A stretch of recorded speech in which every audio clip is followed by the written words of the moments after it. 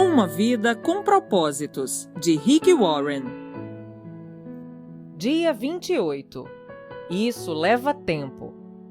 Tudo na terra tem seu tempo próprio, seu momento apropriado. Eclesiastes capítulo 3, versículo 1. Tenho certeza de que Deus, que começou a boa obra em vocês, continuará ajudando-os a crescer em sua graça até quando sua tarefa em vocês estiver finalmente terminada, naquele dia em que Jesus Cristo voltar. Filipenses capítulo 1, versículo 6. Não existem atalhos para chegar à maturidade. Levam-se anos para chegarmos à idade adulta e é necessária toda uma estação para que um fruto cresça e amadureça. O mesmo se dá com o fruto do Espírito. O desenvolvimento do caráter cristão não pode ser apressado. O crescimento espiritual, assim como o físico, exige tempo. Quando você tenta proporcionar um amadurecimento mais rápido a um fruto, ele perde o sabor. Nos Estados Unidos, os tomates são normalmente colhidos antes do amadurecimento, para evitar a deterioração durante o transporte até o varejista. Então, antes de ser vendidos, os tomates verdes são pulverizados com gás carbônico, que os torna vermelhos instantaneamente. Tomates pulverizados são comestíveis, mas não são páreo para o sabor de um tomate devidamente amadurecido no pé.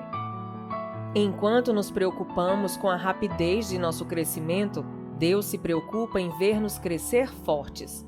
Deus vê nossa vida desde a eternidade e para a eternidade. Por isso, nunca está com pressa.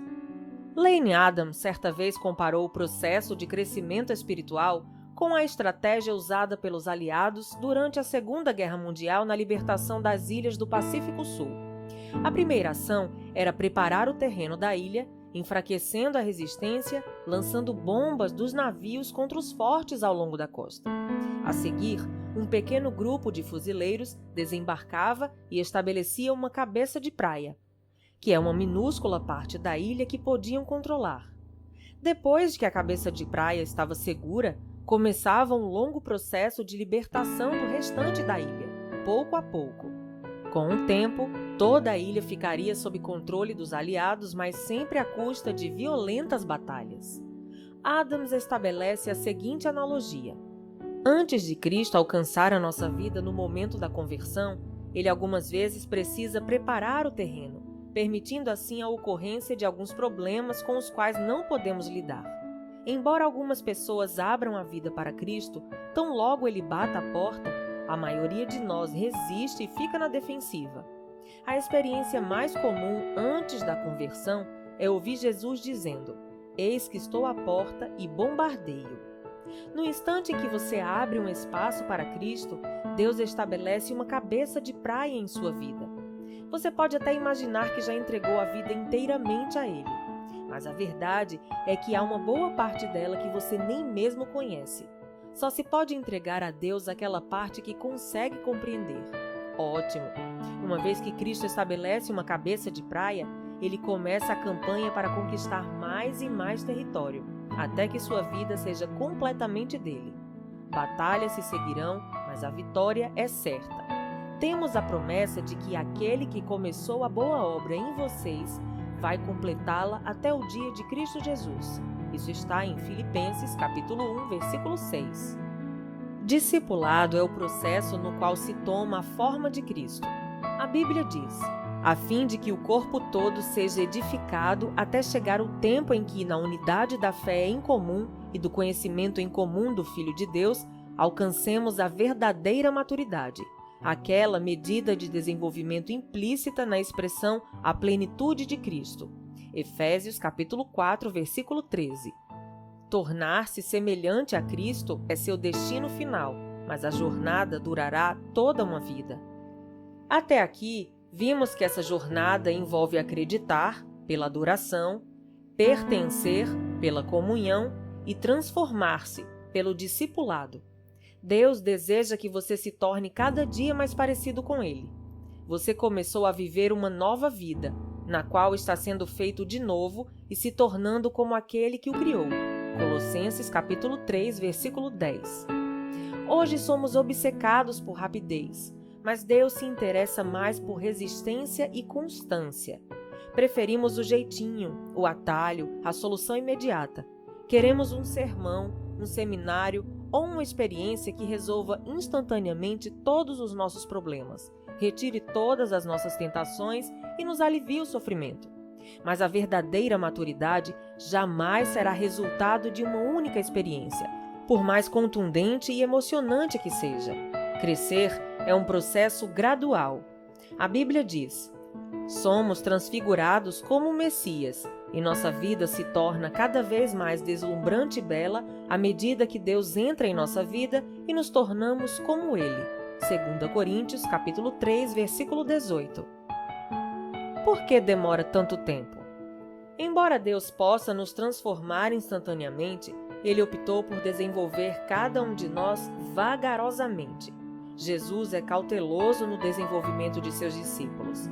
Assim como Deus permitiu que os israelitas se apoderassem da terra prometida aos poucos, para que não fossem prejudicados, Ele prefere trabalhar progressivamente em nossa vida. Por que levamos tanto tempo para mudar e crescer? Há várias razões. A primeira, nosso aprendizado é lento. É comum termos de repetir uma lição 40 ou 50 vezes até realmente assimilá-la. Os problemas repetem-se periodicamente e pensamos: de novo não, já aprendi isso. Deus, porém, é quem de fato sabe de que precisamos. A história de Israel demonstra quão depressa nos esquecemos das lições que Deus nos ensina e a rapidez com que retornamos aos velhos padrões de comportamento. Precisamos de reiteradas explicações. A segunda razão: temos muito a desaprender. Muitos procuram um psicólogo por causa de um problema pessoal ou relacional que levou anos para se desenvolver e dizem: preciso que você resolva isso. Tenho 1 hora. Ingenuamente, esperam receber uma solução instantânea para uma dificuldade arraigada há anos. Como a maioria de nossos problemas e todos os nossos hábitos ruins não se desenvolvem da noite para o dia, é impraticável imaginar que possa desaparecer num piscar de olhos. Não há pílula, oração ou teoria que desfaça instantaneamente os danos causados por um longo período. É necessário um trabalho comprometido para todas as remoções e substituições necessárias. A Bíblia chama isso despir-se do velho homem e revestir-se do novo homem. Leia sobre isso em Efésios capítulo 4, versículos de 22 a 25, Romanos capítulo 13, versículo 12 e Colossenses capítulo 3, versículos de 7 a 10 e versículo 14.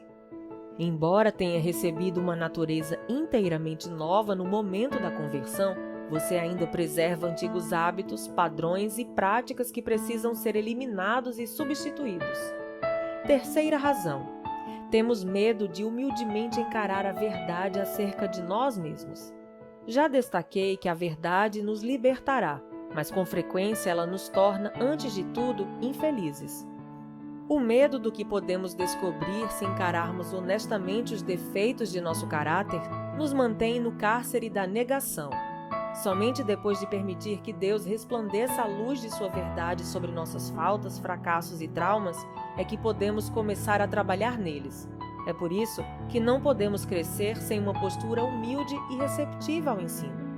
Quarta razão: crescer é quase sempre doloroso e assustador. Não há crescimento sem mudanças. Não existem mudanças sem medo ou perdas, e não há perda sem dor. Toda mudança envolve algum tipo de perda. Você deve se livrar dos velhos hábitos para experimentar os novos. Tememos essas perdas, mesmo que nossos antigos costumes estejam fadados ao fracasso, pois como um par de sapatos usados, eram ao menos confortáveis e pessoais. É comum as pessoas destacarem sua identidade em torno dos defeitos. Elas dizem: é meu jeito de ser, eu sou desse jeito.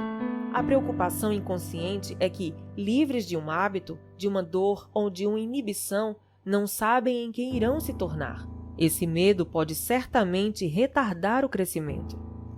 Quinta razão: hábitos levam tempo para se desenvolver. Lembre-se de que seu caráter é a soma total de seus hábitos. Você não pode se dizer gentil a menos que seja habitualmente gentil, isso é, alguém que demonstre gentileza sem nem mesmo pensar nisso. Você não pode afirmar que é íntegro a menos que tenha o hábito de ser honesto. O marido fiel à mulher, apenas na maior parte do tempo, não é de modo algum fiel. Os hábitos definem um caráter. Só há uma maneira de desenvolver os hábitos que resultam num caráter semelhante ao de Cristo: praticando, e isso leva tempo. Não existem hábitos instantâneos. Paulo exorta Timóteo: pratique essas coisas, dedique sua vida a elas para que todos possam ver o seu progresso. 1 Timóteo capítulo 4, versículo 15. Com o tempo, você fica bom em qualquer coisa que pratique. A repetição é a mãe do caráter e da habilidade. Os hábitos que constroem o caráter são em geral chamados disciplinas espirituais, e existem dezenas de ótimos livros que ensinam a aplicá-las. Não se apresse. À medida que cresce rumo à maturidade espiritual, você pode cooperar com Deus nesse processo de várias maneiras. Creia que Deus está operando em sua vida, mesmo quando você não o sente. O crescimento espiritual às vezes é tedioso, porque avança um passo de cada vez. Assim, espere uma melhora também progressiva. A Bíblia diz: tudo na terra tem seu tempo próprio, seu momento apropriado. Isso está em Eclesiastes, capítulo 3, versículo 1. Na vida espiritual também existem estações, e pode haver uma curta e intensa explosão de crescimento, primavera, seguida por um período de estabilidade e provações, outono e inverno. E quanto aos problemas, hábitos e mágoas que você gostaria de eliminar miraculosamente? Não há nada de errado em orar por um milagre, mas não fique decepcionado se a resposta for uma mudança gradual. Com o tempo, uma correnteza lenta e firme desgastará a mais dura rocha e transformará penhascos gigantes em seixos. Com o tempo, um pequeno broto pode se transformar numa sequoia gigante com mais de 100 metros de altura. Mantenha um registro das lições aprendidas. Não se trata de um diário dos acontecimentos, mas do registro daquilo que você aprendeu. Anote esclarecimentos e lições de vida que Deus lhe transmite a respeito dele, de você, da vida, dos relacionamentos e de tudo mais. Registre-os para que você possa revisá-los, relembrá-los e transmiti-los para a próxima geração. A razão pela qual devemos reaprender as lições é que costumamos esquecê-las. Reler o diário espiritual regularmente pode lhe poupar muito sofrimento e desgosto. A Bíblia diz: é fundamental que nos apeguemos com firmeza ao que ouvimos para que não nos desviemos. Hebreus capítulo 2, versículo 1. Seja paciente com Deus e com você mesmo. Uma das frustrações da vida é que o cronograma de Deus raramente é igual ao nosso. Estamos quase sempre apressados enquanto Deus não está. Talvez você se sinta frustrado com o progresso aparentemente lento que está fazendo. Não se esqueça de que Deus nunca é apressado, mas é sempre pontual. Ele usará todo o seu tempo de vida a fim de lhe preparar para a sua função na eternidade. A Bíblia é cheia de exemplos em que Deus utiliza longos processos para desenvolver o caráter, especialmente o dos líderes. Ele levou 80 anos para preparar Moisés, incluindo 40 no deserto. Por 14.600 dias, Moisés ficou esperando e matutando.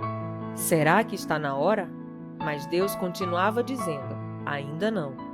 Ao contrário do que anunciam os títulos de livros que fazem sucesso, não existem passos suaves para a maturidade, nem segredos da santidade instantânea. Quando Deus quer fazer um cogumelo, Ele o faz da noite para o dia, mas quando quer fazer um carvalho gigante, leva 100 anos. Grandes almas são desenvolvidas por meio de lutas, tempestades e períodos de sofrimento. Tenha paciência com o processo. Tiago aconselha: por isso, não desistam facilmente. Essa perseverança os ajudará a amadurecer e a desenvolver plenamente o caráter de vocês. Tiago, capítulo 1, versículo 4. Não desanime. Quando Abacuque ficou deprimido por achar que Deus não estava agindo rápido o suficiente, Deus lhe respondeu: essas coisas que planejei não acontecerão, porém, imediatamente. Devagar, firmemente e com certeza, vai se aproximando o tempo em que a visão será cumprida. Se parecer demorar muito, não se desespere, porque tudo vai acontecer mesmo. Seja paciente. O cumprimento dessa promessa não vai chegar nenhum dia atrasado. Abacuque, capítulo 2, versículo 3. O atraso não é uma negativa de Deus. Lembre-se de quanto você já passou, não de quanto terá de passar. Você não está onde deseja estar, mas também não está onde costumava estar. Tempos atrás, alguns cristãos americanos usavam um broche com as letras P, B, P, G, I, N, F, W, M, Y. Significava: por favor, seja paciente. Deus ainda não concluiu a obra dele em mim. Deus também ainda não concluiu a obra dele em você. Então, siga em frente. Até mesmo a lesma alcançou a arca por perseverar. Dia 28. Pensando sobre meu propósito de vida. Tema para reflexão: não existem atalhos para chegar à maturidade. Versículo para memorizar: Deus começou a fazer uma boa obra em vocês e tenho certeza de que Ele a continuará até que seja concluída quando Jesus Cristo voltar outra vez. Filipenses capítulo 1, versículo 6. Pergunta para meditar: em que área de meu crescimento espiritual preciso ser mais paciente e persistente? Até o próximo áudio.